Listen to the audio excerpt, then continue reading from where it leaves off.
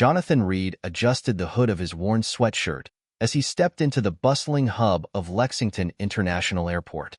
The terminal buzzed with the rhythmic hum of announcements, the clatter of luggage wheels, and the sporadic laughter of travelers heading off on new adventures. Jonathan had navigated countless airports before, but this time felt entirely different. There were no familiar greetings from the staff, no eager VIP lounge attendant offering him a drink, and no signs of recognition. Today, he wasn't the CEO of Horizon Airways. Today, he was simply another traveler blending into the crowd in his plain hoodie, jeans, and worn-out sneakers. For Jonathan, this was no random decision. It was a calculated mission. Over the past few months, his inbox had been inundated with passenger complaints about unprofessional and dismissive behavior from airline staff, particularly in first class.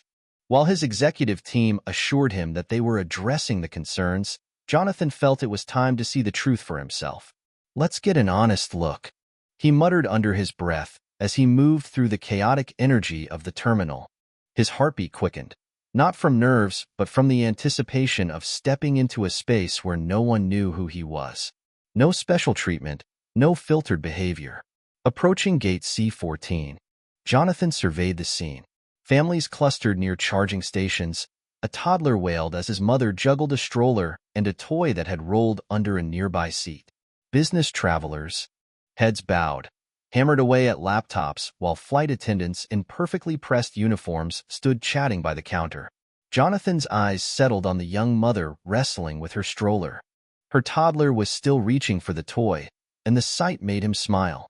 He took mental notes. Passenger interactions like these could reveal much about the airline's customer service ethos. The first-class boarding lane was already forming. A group of sharply dressed professionals murmured among themselves, their designer luggage neatly positioned beside them. A man in a tailored suit tapped impatiently on his smartwatch, glancing toward the gate agent with a look of thinly veiled annoyance. Jonathan quietly joined the line, clutching his first-class boarding pass. He had chosen this mid-morning flight specifically for its smaller crowd and seasoned crew. This would give him a clear view of how the staff balanced catering to premium passengers while maintaining respect for everyone else. As the line moved forward, Jonathan found himself face-to-face with the gate agent, a tall woman whose polished uniform radiated authority. Her name tag read Denise, and her sharp, scrutinizing gaze darted over each boarding pass. When it was Jonathan's turn, he handed over his ticket with a polite smile. Denise's eyes narrowed, flicking from his well-worn attire to the boarding pass in her hand. Her expression hardened. "This line is for first-class passengers," she said, her tone firm and loud enough to draw attention. Jonathan blinked slightly, taken aback. "I know," he replied evenly. "That's my seat." Denise's lips tightened as she examined his boarding pass as though it were counterfeit. She scanned it twice before handing it back with a faintly condescending smile. "There must be a mistake," she said. "Promotional or charity upgrades are processed through the economy line." She gestured toward the much noisier, more chaotic group boarding area. For a moment, Jonathan stood in silence, digesting her assumption. This wasn't the observation he had anticipated. "There's no mistake," he said calmly. "This is my seat." Denise's professional smile remained plastered on her face, but her voice grew colder. "I'm sure you think so, sir. But this line is reserved for paying first-class passengers." The murmurs started almost immediately. "He doesn't look like first-class material," a man whispered to his wife. "Maybe he really did end up here by accident," another voice chimed in. A well-dressed woman standing behind Jonathan leaned forward, her tone clipped with irritation. "He has a valid ticket. You should let him board." Denise turned to the woman, her eyes narrowing. "I'll handle this, ma'am," she said curtly before refocusing on Jonathan. "I need you to step aside while I confirm this with the supervisor." Jonathan complied without argument, stepping out of the line as the murmurs continued around him. Some sounded amused, others sympathetic. He stayed silent, his expression neutral, but inside, his mind raced. How many passengers get treated like this just because they don't look the part? A few minutes later, the supervisor arrived, a middle-aged man with a warm, composed demeanor. He glanced at Jonathan's ticket, nodded, and confirmed it immediately. "This is valid," the supervisor said, his voice calm but firm. "You're cleared aboard, sir. Apologies for the inconvenience." Denise's smile faltered briefly before she recovered, stepping aside with an overly polite, "Of course. Enjoy your flight."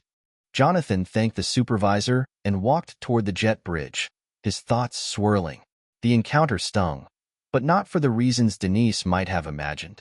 It wasn't about his ego. It was about the bigger picture. If this was how someone in first class could be treated based on appearances, what about passengers in other cabins?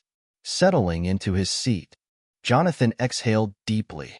Time to see what else this flight reveals. Throughout the flight, Jonathan continued observing. Denise's behavior toward other passengers varied dramatically based on how they looked and dressed. Meanwhile, another flight attendant, Lisa, exhibited genuine kindness and attentiveness to everyone. The contrast was striking. At one point, Jonathan overheard Denise speaking dismissively about him to Lisa, reinforcing his concerns about a culture of judgment among certain staff members. He noted everything in his small notebook. By the time the plane landed, Jonathan had made his decision. This wasn't just about one flight attendant's behavior, it was about the systemic culture within Horizon Airways. The following morning, he called an urgent leadership meeting at the airline's headquarters. Without naming individuals, he recounted his experience and the troubling treatment he had observed. "Respect matters," he wrote on the whiteboard, turning to face his senior executives. "If we can't treat every passenger with dignity, we have no right calling ourselves a premier airline." By the end of the meeting, a new action plan was set in motion. Empathy training, a mandatory program for all staff focused on treating every passenger with dignity. Leadership spot checks, executives, including Jonathan himself, would regularly fly undercover to evaluate service culture.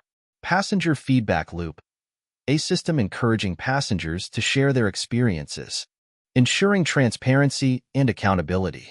Weeks later, Jonathan boarded another flight incognito. This time, the difference was palpable. The staff, including Denise, had undergone training. Their interactions felt more intentional, more inclusive. Even Denise, who had once dismissed him, now treated all passengers with respect. When the flight landed, Jonathan approached Lisa and Denise. "I just wanted to say, you both did a great job today. It's clear you care about your passengers. Keep it up." Lisa beamed, while Denise, looking both surprised and humbled, simply nodded. "Thank you, sir." As Jonathan walked through the terminal, he smiled to himself. Change had begun. Horizon Airways wasn't just improving its service. It was rebuilding its culture from the ground up, one interaction at a time.